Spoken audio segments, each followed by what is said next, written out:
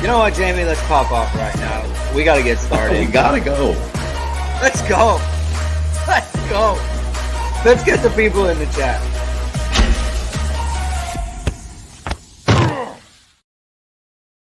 And welcome to Hit and Hustle from IRSportsDaily.com. I am your host, Greg Flamong. Jamie will be along very shortly. He was doing some dad things, which is why we had to push the show back a little bit.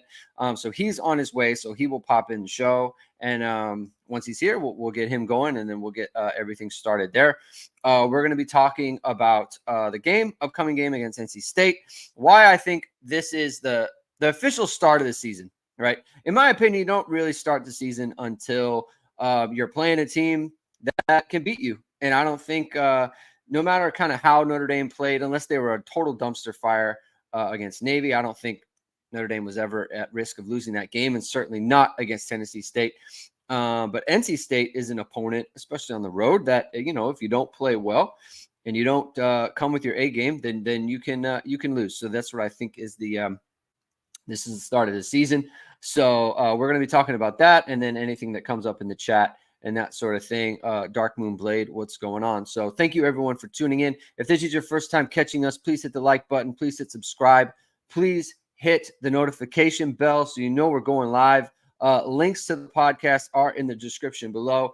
And before we get going, I've got to talk to everyone about ESQ clothing. And hand up, it was my ESQ ad read on Tuesday was a little bit choppy. I didn't like it.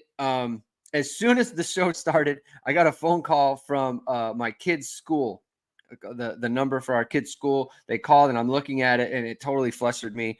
As everyone knows, if you've got children, you get a call from school at a time when you don't expect to get a call. Like, what is going on here? What is this about? It ended up being nothing, but I didn't give it the full send on the ad read, so I'm going to do that today. And so if you're looking to upgrade your wardrobe, ESQ has created the world's first bamboo dress shirt. Not just a bamboo dress shirt, but it's also a performance shirt as well. And you're going to understand why, because it's crafted from high-quality bamboo fabric. It's the softest and most comfortable shirt you'll ever put on.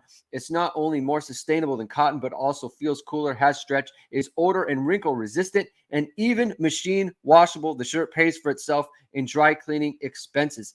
You've seen ESQ's one-piece collar bamboo shirt all over the country.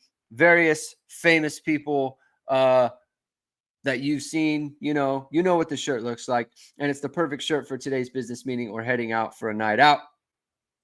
Use ISD 15 and get 15% off all online items. That's ISD 15 for 15% off.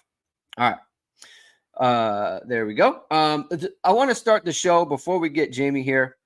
People who follow me on Twitter, at Greg2126. If you don't follow me there, you can find me there. But I put up a little breakdown of an RPO that I wanted Sam Hartman to throw, and or I thought it was an opportunity for him to throw, and it didn't happen. And so I put it up there. A lot of people got mad at me because why am I criticizing a player who has 7 incompletions all year and has one of the, I think is second in total QBR over the first 2 weeks of the football season? People said, why did you do that? And first of all, I think it's totally fine to mention if I think something was missed or there's an opportunity there that could be taken advantage of. I think it's okay to talk about that.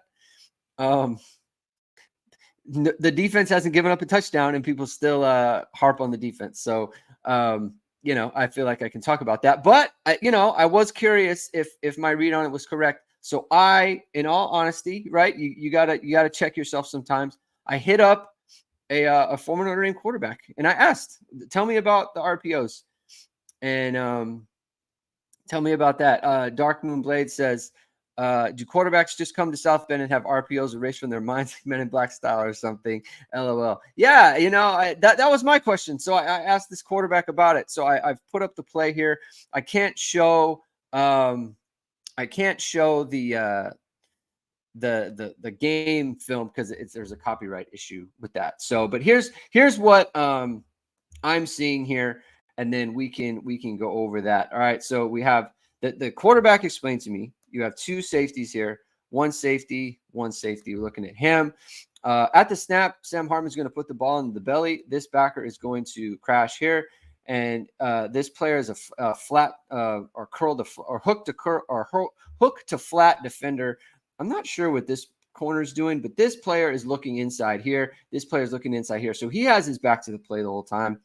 And what you're going to get here is Rico Flores up the seam, right? And I want Sam Hartman to pull it and throw this ball.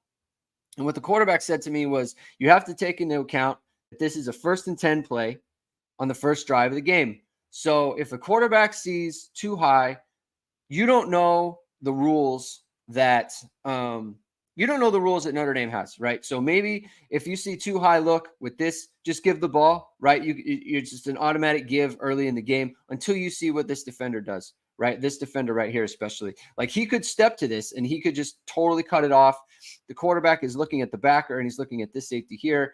And in full speed, it's going to be hard for him to check what this safety is doing right here. So if this safety moves in this direction, let's say he comes over here, right? Like that's going to affect things. And that turns off this. And once he does that, and if you haven't seen it, well, then you can't, once you've decided to pull the ball and throw it, well, now you have to do something with the ball. So it's much easier decision in this case to just hand it off and see what they do on film on the first drive of the game, the first time you do it.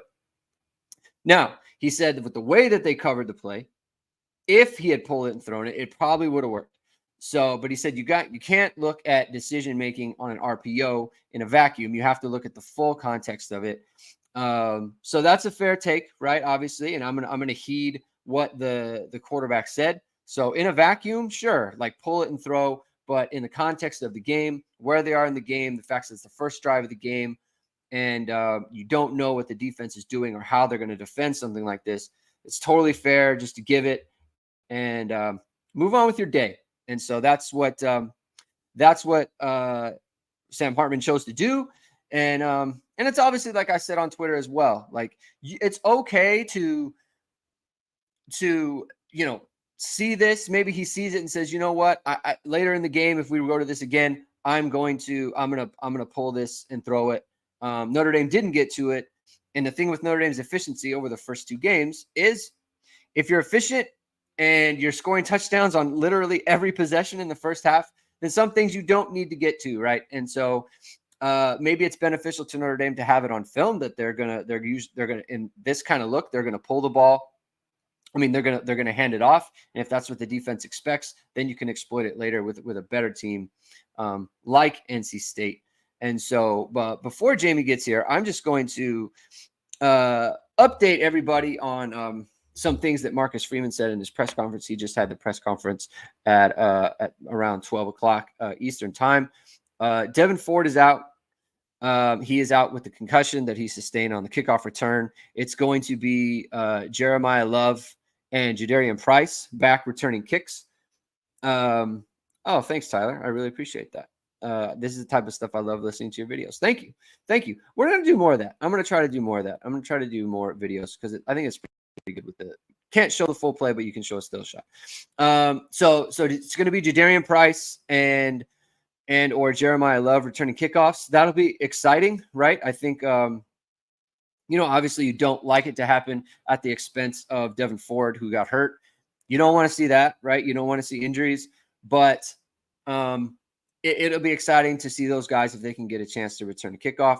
Hopefully there's not too many kickoffs, right? Like we've only had a couple in the first 2 games because there haven't been, just the start of each half and a couple field goals, right? And there's been 4 total kickoff returns this year. Hopefully, if they get a chance, we can see something from those guys. So that's what to expect there. Nolan Ziegler, he remains out with a personal issue, and that's been, ISD has said over and over again. That's all that's going to be said about it. It's a personal issue. So, good luck to him, and I hope everything turns out really well there. CFB Hertz says disagree. He just wants the venting. I'm all for venting. I love to venting. It can be fun as well. Westward Manor Film says hit and hustle, baby. The best Notre Dame discussion in the game. Thank you, Westward Manor. I haven't seen you in a bit, so it's good to see you back. My money is on Jadarian Price returning to the house. Honestly, I kind of like Jeremiah Love in this role. So there's the sprinter aspect to it, right? And I love sprinters, former sprinters on kickoff return, because you do want that long speed, right? That was something that Chris Tyree showed on this kickoff return for a touchdown against Wisconsin, where he was able to get out in the open, but then he had the long speed to sustain his acceleration, sustain his stride, and didn't allow people to catch up to him. So I want to see Jeremiah Love in the open field, get those legs stretched out, get that acceleration going, and see what he can do with that. So that'll be very beneficial. All right, Tyler Borgman says, question, thoughts on the squib kick that ended up for the long return in the TSU game? If you have a kicker that could just bomb it out of the end zone, why do you even squib it? Just bomb it. My assumption is they want to see how the team covers the kick. They want to see how those guys get down the field and cover it. You want to get that on tape, because sometimes you won't be able to. So you want those guys to, like, hey, you rep it in practice. You want to get them reps there. My man Jamie is here. Jamie, returning from fathering. Good job by you. Nice hustling getting here. Appreciate you. I just provided a explanation on the RPO that the RPO discussion. I just put up a still shot here. Look, Jamie, there's lines and everything. Look at that. Yeah. I drew lines. So I gave the people the explanation. It's just like Brennan says. Love that you own the RPO discussion instead of denying you ever said it. No. Hey, that's not how we do things. Yeah, I'm putting it out there. Denying we ever said it. So maybe that's the other guys. That's not us. Yeah, we don't do that, man. I'll if I say something, I'm gonna keep it up. I'm not gonna delete it. I'm just gonna leave it there. Oh, Joseph Steining is listening at 35,000 feet flying to Raleigh. Bought Wi-Fi ASCAX just because I like your show. Joseph Steining bought the Wi-Fi to listen to Hit and Hustle. Hell yeah, Joseph. Appreciate you, Joseph. That is good stuff. All right, Jamie. So I haven't gotten into NC State really at all. We just talked about the RPO, and then we got some questions. And I want to finish Tyler Borgman's question on the squib kick, whether to bomb it or do it short. I was surmising that they want to get something on tape to see how they cover the kick, and probably and not just that, but there were a couple missed tackles there, which, again, that's why you want to get it on tape. So you want to get those guys reps and get them, able to see. You never know if there's going to be a mishit and all of a sudden you got to cover a kick. You can't assume that it's going to always go, right? Or like you might bomb it deep into the end zone, but like if it's Zachariah Branch and USC, he might take it. He might bring it 9 yards deep, right? Like, yeah, you don't know. So you have to be ready. You have to be ready to cover those kicks. Schrader obviously done an awesome job so far, 80% touchbacks. And I think he was like 82% last year.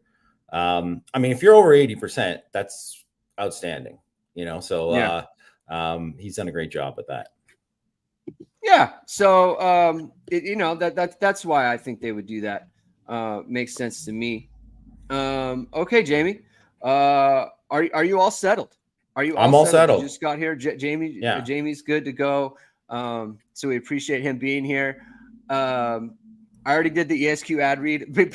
Many people are talking about the ad reads, Jamie. Yeah, it's a huge thing. So that's fun too. So okay, Jamie, let's get into NC State. I said at the start, I think the season truly begins once you play a team that you could lose to. Yeah. I don't expect Notre Dame to lose this game, and in fact, I'll go into it later, but I want Notre Dame to I want a big performance from Notre Dame this weekend. This is why, like, everyone talks about, it's good to start with, Navy and Tennessee State, get a good lead up rather than last year. You start with the tough opponent in Ohio State. In my opinion, if you don't, if the team isn't building up to like a good performance in this one, then really what all that happened is this. I like that we started 2-0 instead of 0-2. That's basically what you'd be saying, right? Like you want to be using this time to build up your team and get them ready to go on the road against NC State.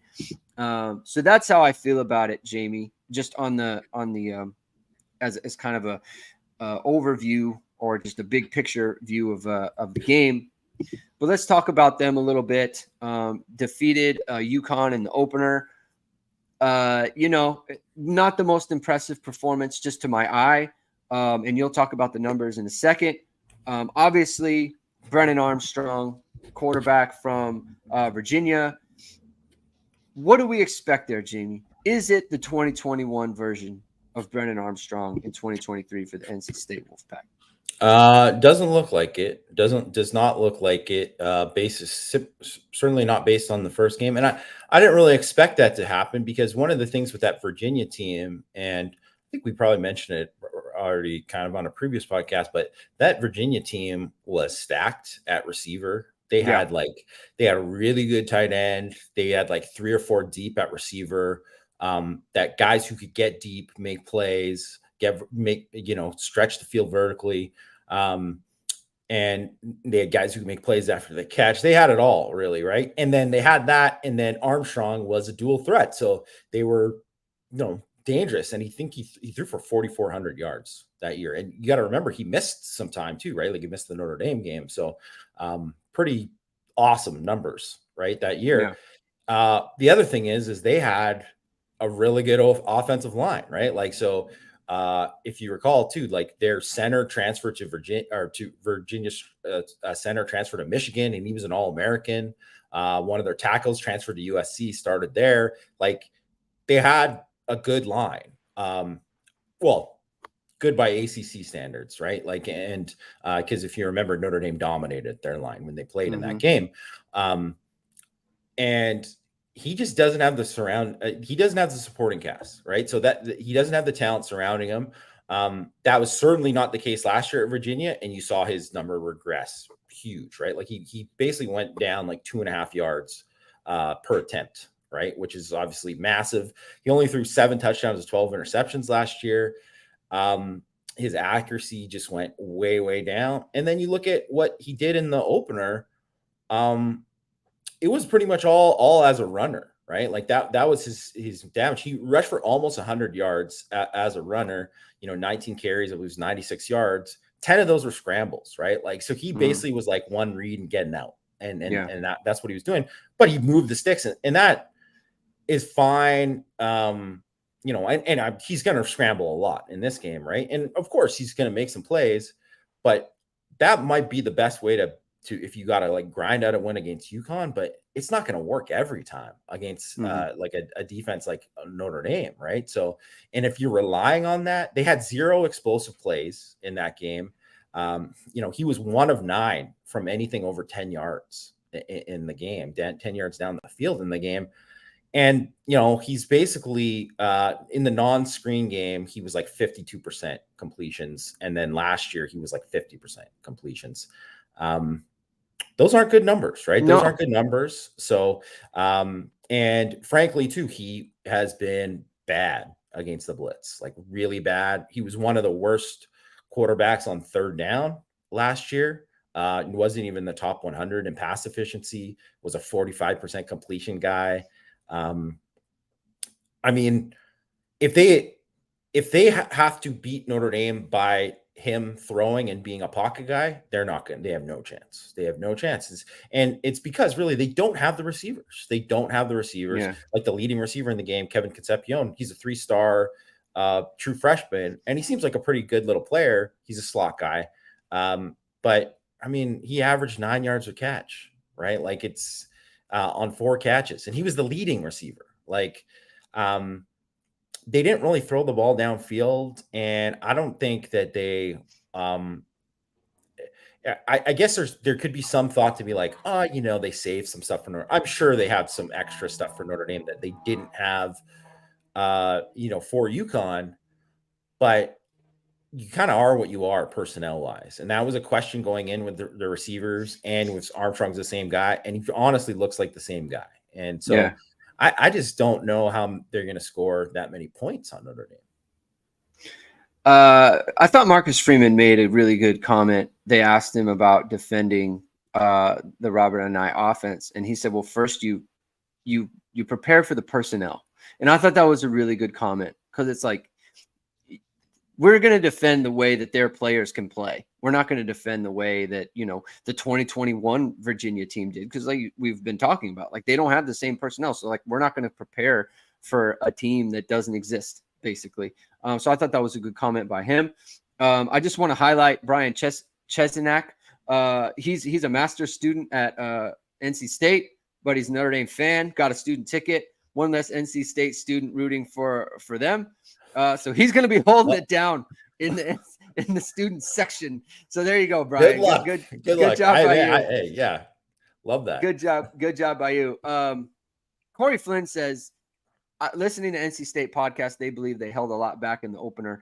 Do you think we did the same in the first 2 weeks? Sock them Wolves. Okay, this is my view on teams holding it back.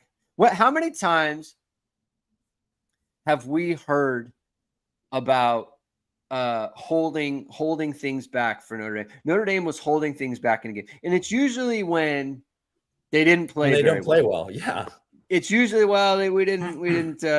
weren't showing them their stuff. Here's the thing: if you're in a tight game, you don't go around holding things back. You're going to call the plays that you think you need to call to win. And Notre Dame, we've said, like, I think Notre Dame held things back, just practically speaking, because when you score on every possession, you don't need to go deep, because all your original stuff is working. You don't, like, literally, you don't need to. They haven't run that many plays even. So it's not like you have they had a bunch of opportunities. Like, let's try a whole bunch of stuff. Like, just practically speaking, you're just not getting to things deep in your playbook because all the early stuff is working. NC State wants they don't want to throw the ball. Like, obviously they have explosives in their playbook. Like it's not like these things are a total secret, right? Like, you're going to run the things you think you need to run. I just think holding things back is not an excuse for poor play. I don't think they have some special plays designed or anything like that. So that's how I feel about that. Maybe they can play better. I'm not saying they can't play better, but holding back stuff. Yeah, I don't get on that. I mean, everyone has a different game plan for every game, right? So that's that's something that is true, right? You're going to do things that you think will work that week. It's matchup specific to the personnel, game plan specific to like the scheme you're going to go against. All that kind of stuff is true. But like, they were winning 10-7 at halftime. Yeah. Like, they could have lost in the fourth quarter. Like, it's easily a game that if they did that, that's like malpractice as a coach. You know what I mean? Like, to hold things back from that, like, and I'm not saying that you play big games and you have stuff that you're like, okay, we're saving this for then. Right. And I'm not saying they don't have some extra stuff, some extra little wrinkles prepared for them. I'm sure they do. But to act like they were like, yeah, we're going to take it easy. Like, they almost lost that game. Like, they didn't play well. They didn't show anything in that game. And it wasn't like, were they holding back when they decided to give up a 71-yard run? I doubt it. Like, they just, it's, I don't know. I think that's what people want to think. And honestly, like, I never heard any, like, everything I read from like the spring and what they did in camp too, I never heard anything like Brennan Armstrong is back. Like, not one thing about that. Or if anything, if if anyone will tell you about their receivers, like anyone who really is honest about their receivers who covers the team, like I just spoke with someone yesterday about someone who covers the team, and they're like, yeah, we're not very good at receiver. Like, it's true.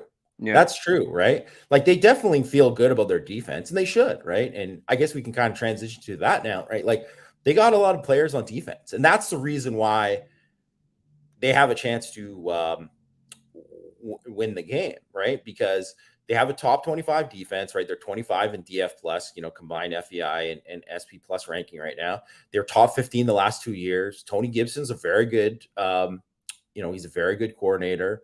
They bring a ton of pressure packages. He's traditionally unpredictable with what he's going to bring. And they have NFL guys at all 3 levels, right? Like Davin Van is a dude up front. Yeah. He's a very good player. Peyton Wilson is one of the better linebackers in the country. Like, he's like one of those guys you were like shocked he came back for a 6th year, right? Mm-hmm. Like, he's probably was going to be like a late round pick, and then he decided to come back, but he is a stud college football player.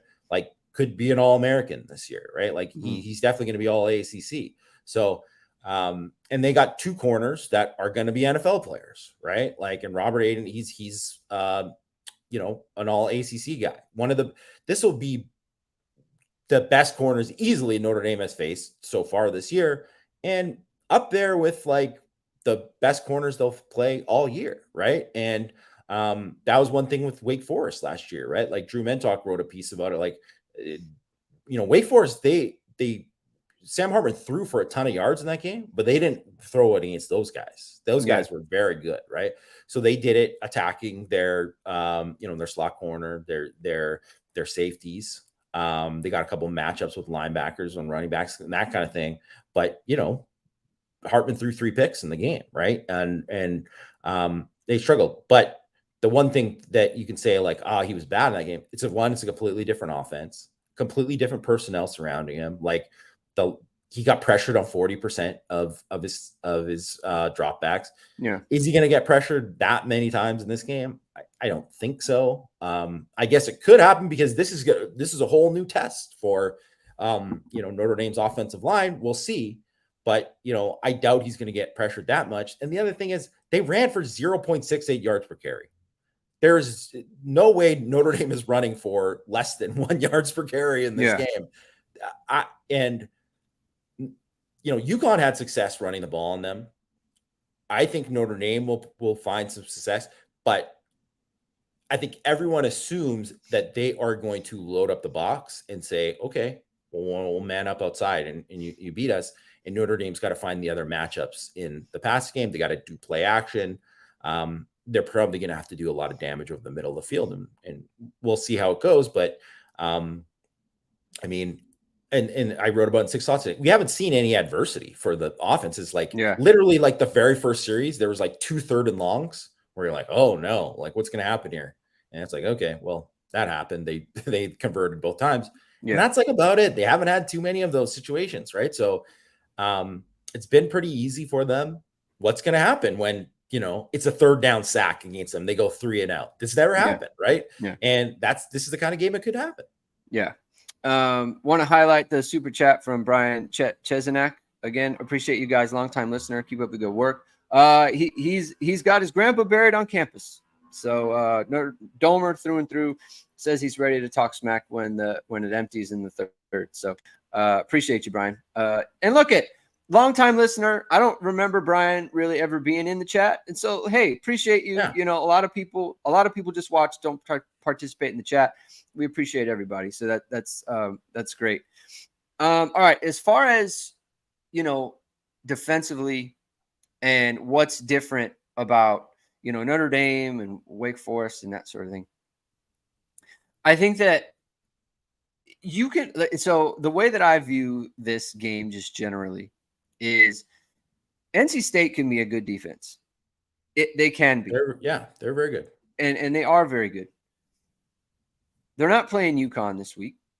And that's what I think Notre Dame's kind of mindset. That's kind of Brendan was talking about in his comment there, right? Yeah, like they UConn, they had the good first drive and then they had the one long run. After that, they didn't really do much. And that's all true. they're not playing UConn this week. Notre Dame has things that other teams that they play don't have, and that is the stable of running backs, the tight ends. And this is a good example of, like, everyone talked about the 2-minute drill, right? And there's a lot to take away from it. It was very impressive drive, right? And I think that there's a ton of discussion on, like, Tobias Merriweather and how he doesn't have a ton of numbers. The tight ends didn't do anything in the passing game. They haven't, except for the one drive. They have not participated in the passing game. But look what happened. They went to the tight ends, and then they made plays, and they went right down the field with the tight ends. Like that, just because something hasn't happened doesn't mean that it can't happen. And that's the difference between Notre Dame and, like, Wake Forest, or Notre Dame and UConn, right? If Notre Dame needs to go to the tight ends, then they'll go to the tight ends, they'll go to the backs, and then they'll go to wide receivers, they'll go to the middle of the field, they can do screen game. They can do so many things well. And that's the difference. And that's why it's like, you can have a good defense and get run over. It's just like the NC State team in 2017. That defense had some dudes on it. And what happened? Notre Dame ran through them, because it's just, you're not playing UConn, right? And so that's what I want to see from Notre Dame.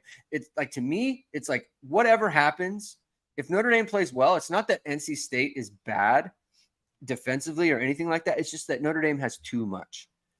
And that's what Sam Hartman gives you, in my opinion. So, that's kind of how I see that playing out. That's how I hope it plays out. Going back to the NC State offense real quick, something I've been thinking about, I feel like this is going to be a big Thomas Harper game, because he's in that nickel spot, and the way that they want to swing the ball outside, they want to get the ball outside, they want to do the screens. He is so aggressive in forcing the action from his nickel spot. I think this is going to be a game where fans say, man, I'm really glad Thomas Harper's on this team, because I really like the way that he plays the game. I think he has a good feel in the slot as well. And some of the coverages and the way that he plays coverages, I think he does a really good job. I think it's going to be a huge game for him. And then the linebackers like Marist and Bertrand, they need to be better than the quarterback in this game.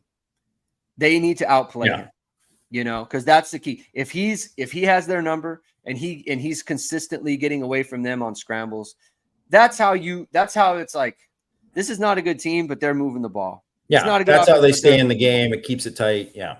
Yeah. So that's kind of what I'm looking for there, just in terms of, how does Notre Dame consistently get them off the field? That's the way they do it, is they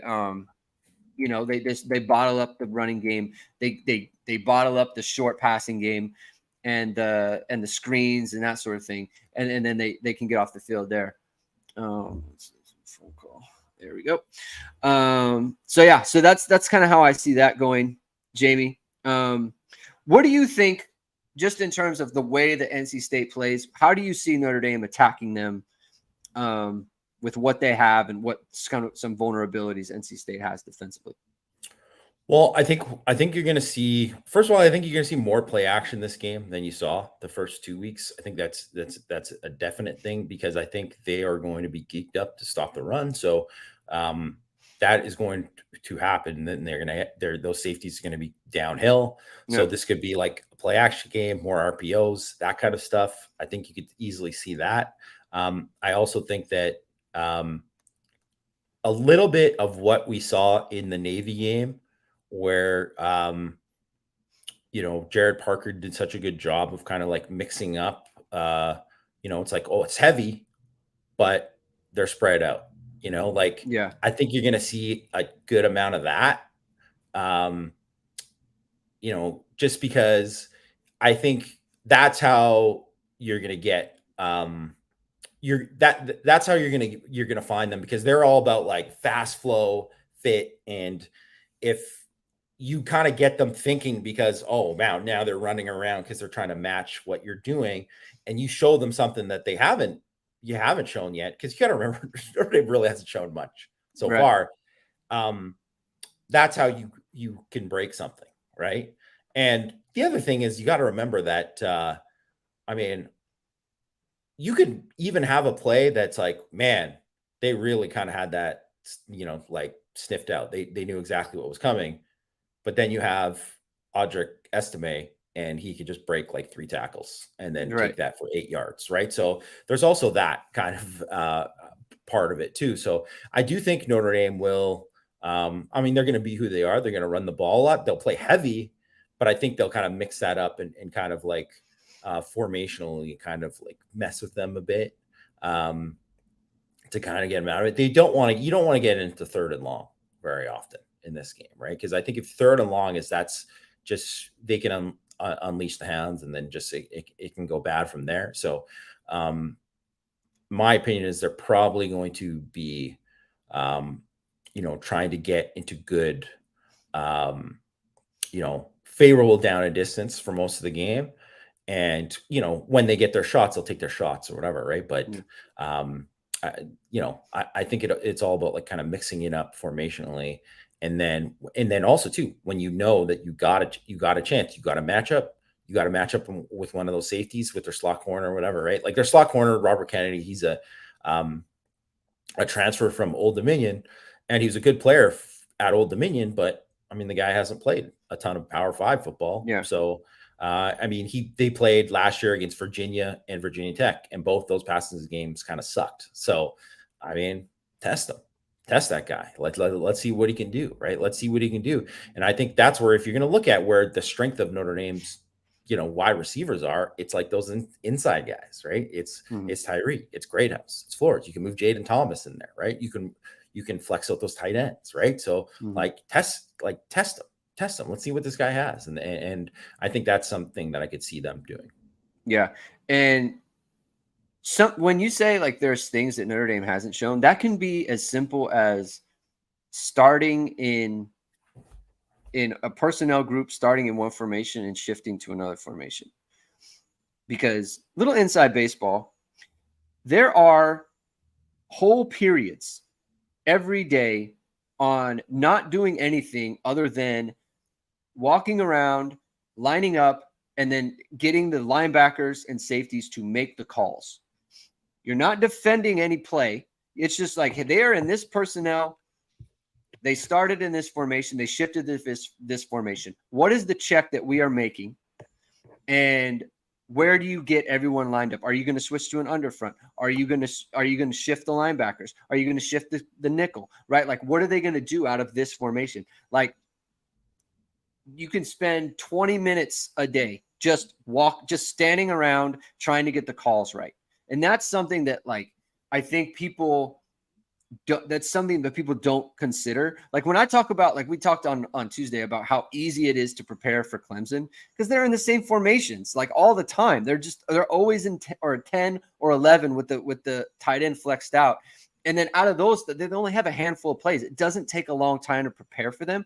For Notre Dame, it's completely different. It takes so long just to understand, where do I want to get everyone lined up when they go to 12 and then they shift down to like a bunch formation with the wide receivers. Like, how do we want to defend that? Where do we want defenders to be?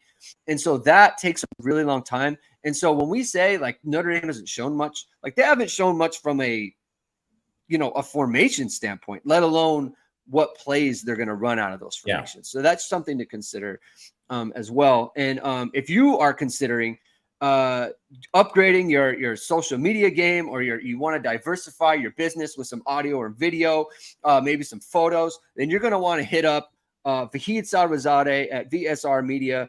He's a Notre Dame football pregame host and Emmy award-winning anchor. VSR Media specializes in short and long form storytelling, social media management, and website design. VSR Media also captures professional headshots, senior and sports photos. You can contact them at vsrmediacompany.com. You mention Irish Sports Daily to receive 20% off your first project.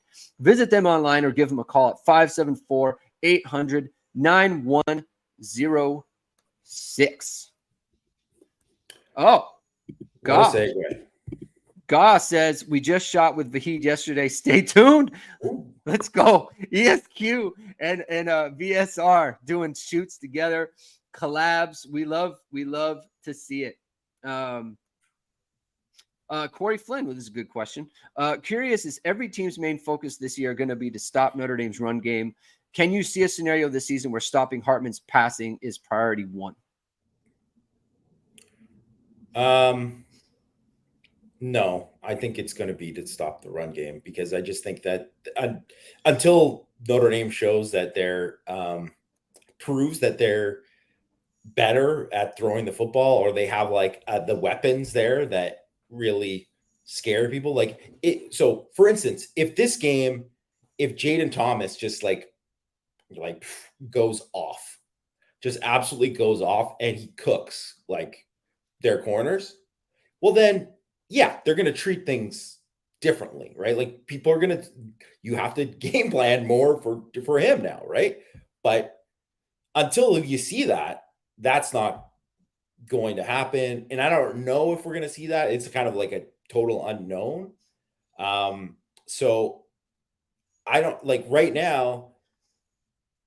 When Dave Doran talked about NC State, and he talked when he talked about defending NC State, defending ND, the first thing he brought up are the offensive line and the running backs, right?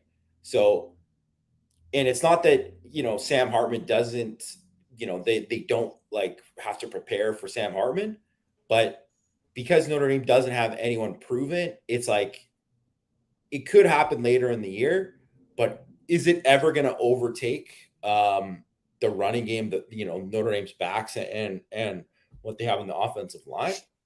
I don't know. Like I don't foresee it happening. I guess it could happen. I think if it does happen, then I mean everything opens up on offense and they can do so much more.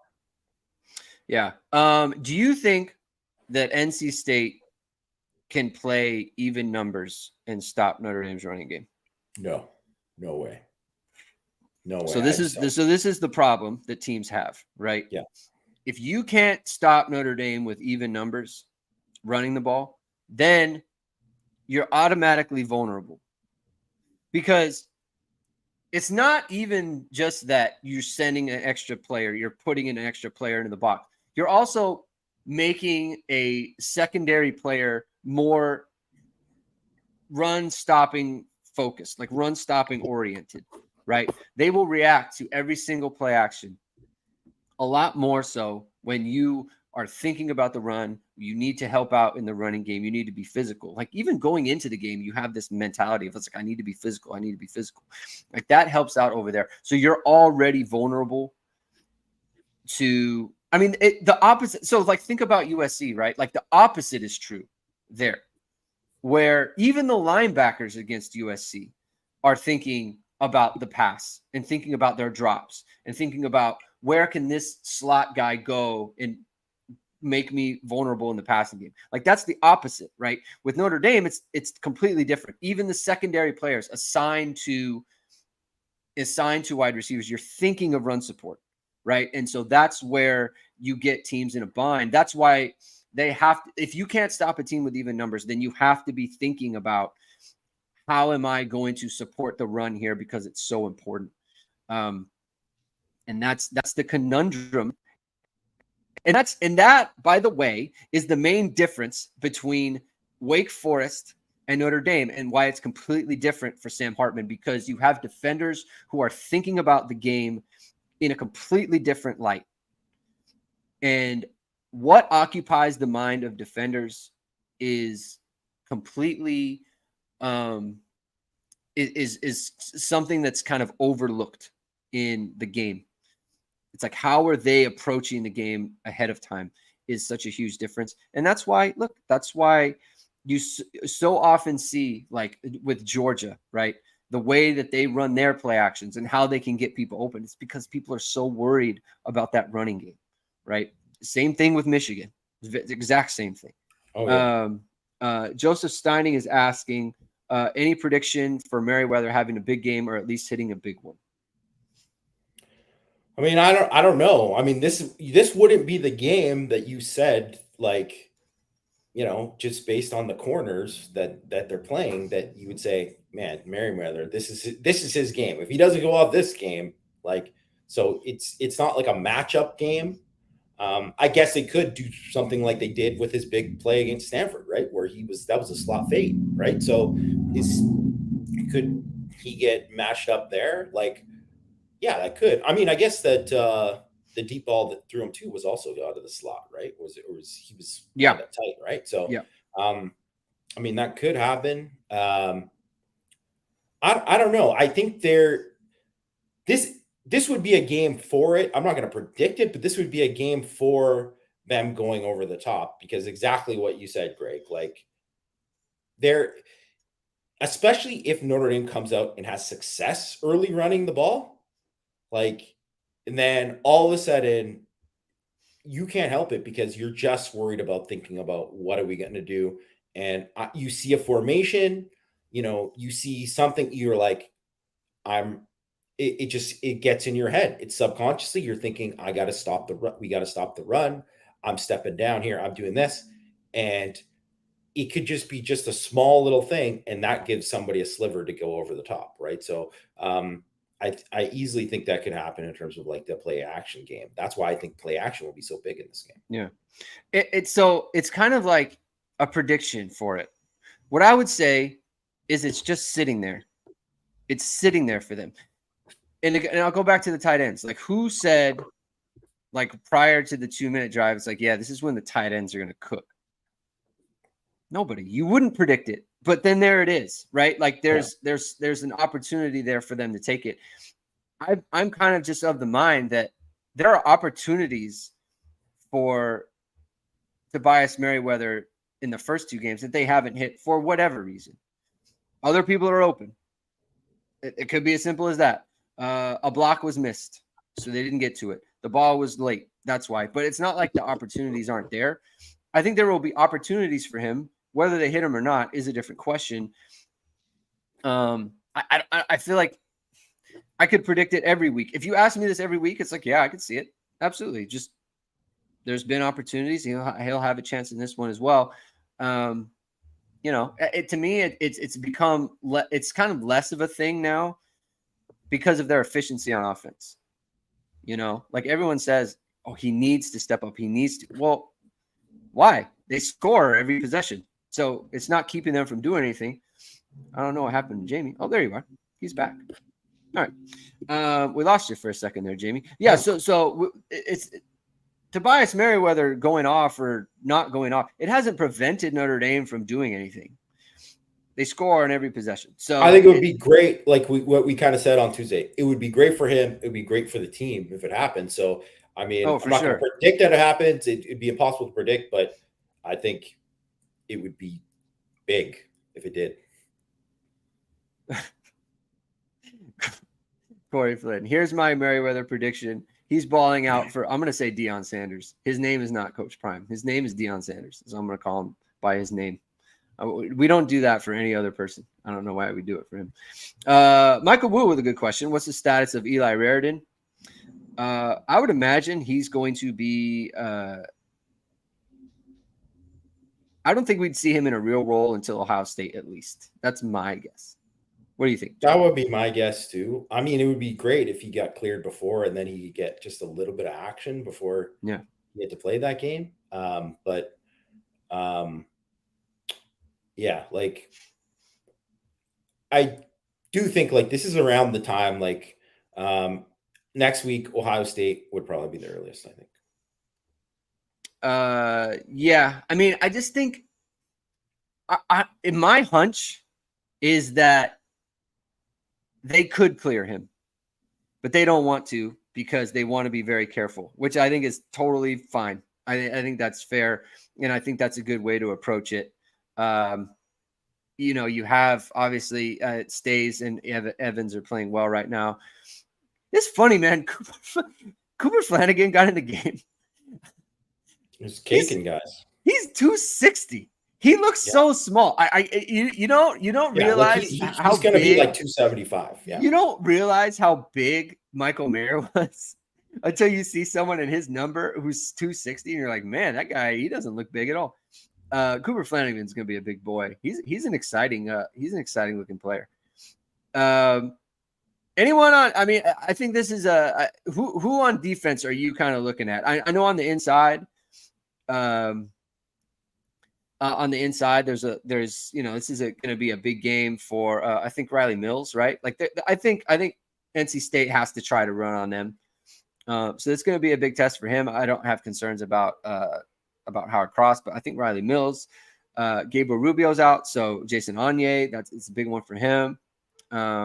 Who are you looking for on the inside on defense, Jamie? I mean, yeah, those interior guys, I think it's huge because I don't think their guards are very good. I think their center is a good player, Dylan McMahon. He's a good player, but been unimpressed with both their guards. So I don't think those guys are good players. So I think Notre Dame should have an edge inside with all of those guys. So like Howard Cross obviously was fantastic last week. Like I think Howard Cross is a guy that I would look for to have another big game this week. And I do think, when we're talking about the guys on the edge getting after it, and like Botello, but also like, Marist and Jalen Sneed, right? Like off the edge, like I think you're going to see a lot of those guys in this game. Maybe Burnham as well too, right? Like he got a little bit of run with the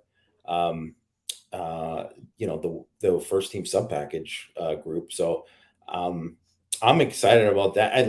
I do think like they're going to blitz. I think they're going to blitz a lot. Just based on like Armstrong's kind of track record there. So I do think that, it's a big opportunity for guys to make plays. And the one thing is though, if you blitz and he makes you miss, then that gives opportunities for big plays, right? For a big, plays to escape the rush. So they got to contain them. We got to be careful there.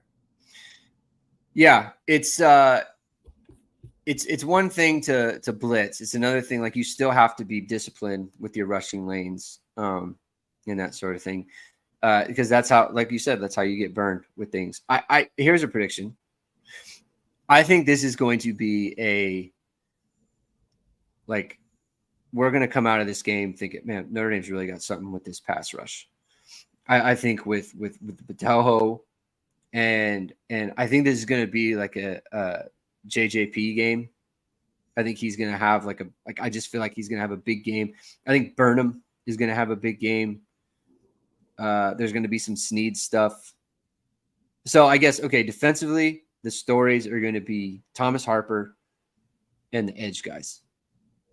And we're going to be thinking, man, Notre Dame's really got something with this pass rush. It's my prediction. I think he's going to try. The quarterback's going to try to run out of trouble. Brennan Armstrong's going to try to run out of trouble. Like he thinks like, oh, I'm going to extend plays. And I think that's going to feed right into those guys. I think the sack numbers are going to be really good. So that's my prediction for that. Do you want to get into game predictions, Jamie? Sure. What do you got? I want to hear what you have. I think Notre Dame's going to win by 2 touchdowns. I think it easily could be more than that, but I do think because NC State's defense is good. So I think that's going to kind of keep things down for a bit. So I'm predicting that it's going to be like fairly tight at half, and then Notre Dame's going to pull away in the second half. I'm going to go 28-13. 28-13. Okay.